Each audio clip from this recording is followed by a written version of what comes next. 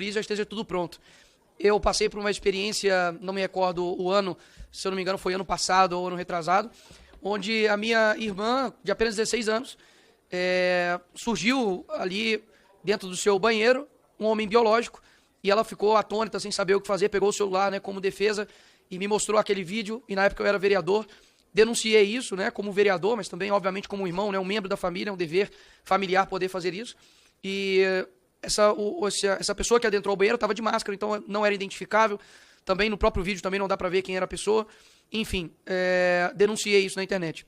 Por incrível que pareça, o errado foi a minha irmã. Porque ali no ambiente, por exemplo, era um ambiente de educação física, onde troca-se a roupa, e ela se sentiu constrangida com a presença dele.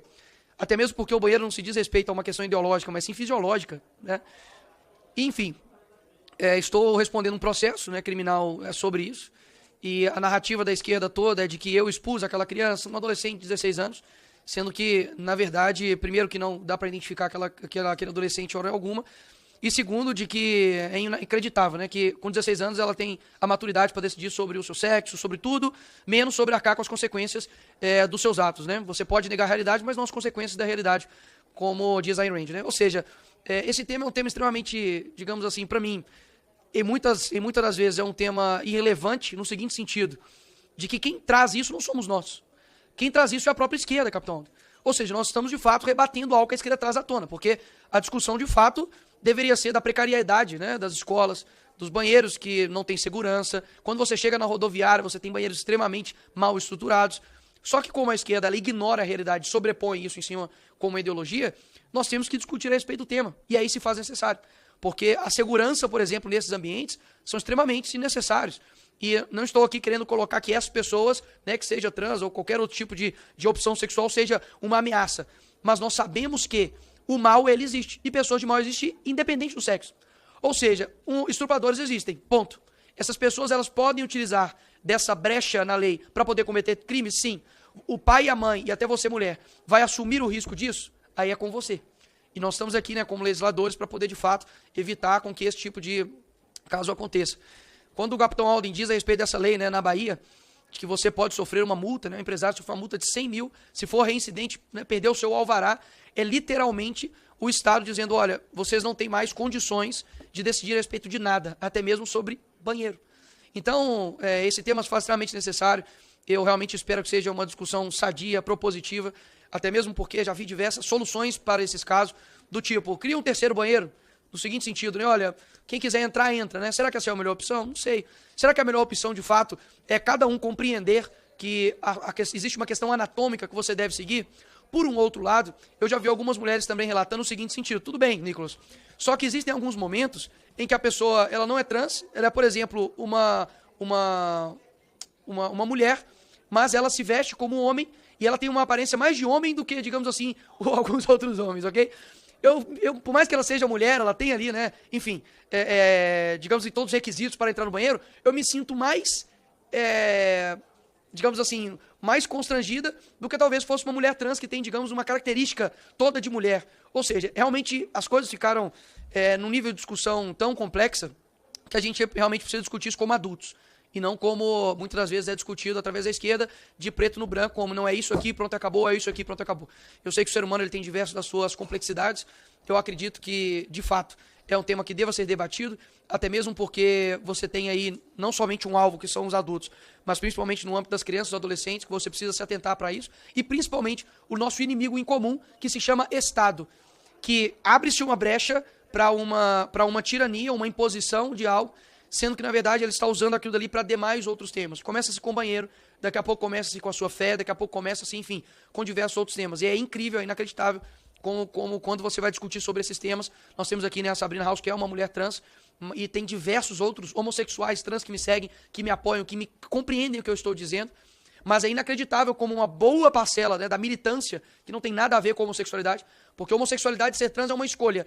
Do outro lado, é uma imposição dessa escolha. E isso eu já confesso que ultrapassa o limite racional e democrático do debate. É inacreditável como há um desvio da finalidade das causas. Isso atrapalha o debate, inclusive, do própria luta por direitos, ou enfim, que essa parcela deseja. Você vê, por exemplo, né, o caso da professora, né, lá do Maranhão, na universidade, né, que estava dando ali uma aula sobre, enfim, o seu órgão ali, escritor, e ela sustentou aquilo. Eu acho que qualquer pessoa, doutora Maria, em sã consciência, que deu uma aula daquela dali e é exposta, ficaria constrangida com aquilo, né? Não, realmente, ultrapassei os limites, né? O que eu estava falando ali, né? Cantando uma música pornográfica e já estava nua, né? Levantando ali, mostrando suas partes íntimas. Realmente isso não pode ser considerado como educação. Me perdoem, eu ultrapassei do limite. Mas como já está em um lamaçal ideológico tão grande, que recuar e dizer que estava errada, isso, digamos, vai atrapalhar o conceito e tudo aquilo que ela está lutando. Mesmo que seja uma luta em glória, que não tem, de fato, finalidade alguma, fica ruim para ela. Ou seja, eles sempre vão dobrando a aposta. Eu acredito que cada vez mais, graças a Deus, as pessoas estão com os olhos atentos para o que está acontecendo. As pessoas estão compreendendo que o woke, né, que essa cultura, digamos assim, que cada vez mais fica cansativa, né? Olha, a sua opção sexual, aquilo que você faz em quatro paredes, enfim, ela literalmente não importa, ela é sua. Eu acredito que isso, boa parcela, inclusive os homossexuais desejam isso, né? Até mesmo que aqui no Brasil, você tem uma liberdade enorme disso. Você tem aqui, se eu não me engano, a maior parada gay do mundo, que acontece em São Paulo, ou só perde para Tel Aviv, né, em Israel. Ou seja, em outros países, você de fato não tem essa liberdade, né, de uma opção sexual. E quais países são? Países que muitas das vezes levantam bandeiras que a esquerda vem aqui em audiência pública ostentar no seu peito. Países e personalidades que outrora matavam, escravizavam, né, homossexuais em campos de concentração como em Cuba. Ou seja, as pessoas estão começando a perceber que há uma utilização das pessoas em prol de uma ideologia política. Até mesmo porque, segundo índices, você pode pegar aí agora, saiu, de que a morte, né, de homossexuais tem crescido nos últimos 2 anos. 2 anos está sendo governado pelo governo Lula. Eu não quero aqui, obviamente, fazer, Capitão Alden, colocar isso aqui no âmbito político de A e B, mas somente para fazer uma análise de cenário, que se há pouco tempo atrás isso tivesse acontecido no governo anterior, eu não tenho dúvidas que a parada LGBT ou a militância estariam, sim, eufóricos e colocando a culpa na culpa de tudo no mundo, né? No Bolsonaro. O cara hoje chega em casa e é traído, a culpa é do Bolsonaro. Tudo é culpa dele hoje, né?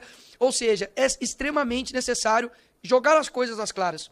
E para poder finalizar, quando em 8 de março, Sabrina, eu fiz aqui o meu discurso, né, da Nicole, coloquei a peruca, assumi um risco muito grande, né, de ser ridicularizado, mas, enfim, para poder expor o ridículo, muitas das vezes você tem que afiar o seu argumento para poder quebrar isso na cabeça da pessoa, né? E foi engraçado porque eu sabia que eu precisava de 24 horas para as pessoas compreenderem, né? E lógico, isso não vai ser algo recorrente, né? Eu não preciso ficar sempre fazendo isso para mostrar para as pessoas. Mas quando eu vi o que estava acontecendo, eu vi que as pessoas não estavam se atentando ao perigo disso. E em 24 horas as pessoas entenderam. E até hoje, todo 8 de março, praticamente, principalmente os jovens, eles sempre lembram disso e falam, opa, ele tinha razão.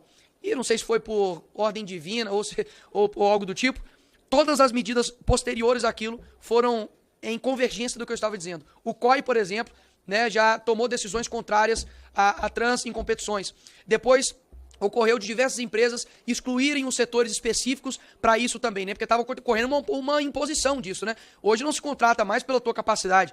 Se você é negro, se é mulher, se você é homossexual, se você é trans. Peraí, se eu quero um advogado, não me importa o que você é, você pode fazer o que você quiser. Eu quero que você cumpra esse trabalho. Agora não. Agora você tem que ter parcelas divididas, né, na sua empresa para poder se mostrar uma virtuosidade para a sociedade. Sendo que, na verdade, o que as pessoas querem é pessoas capazes. Ponto. O Donald Trump agora mesmo, para o maior cargo lá, ele colocou agora um homossexual para poder cuidar a respeito da economia do seu país. Ou seja, a gente percebe que uns têm muito discurso, pouca prática, e nós estamos tentando fazer desse discurso uma prática real, onde as pessoas sejam respeitadas, onde as pessoas de fato tenham dignidade. E repito, tanto o homossexual, quanto o trans, quanto o hétero, quanto o branco, quanto o negro nesse país, ele tem de fato prioridades, como a segurança, como o saneamento básico, como o transporte público de qualidade, como uma saúde de qualidade.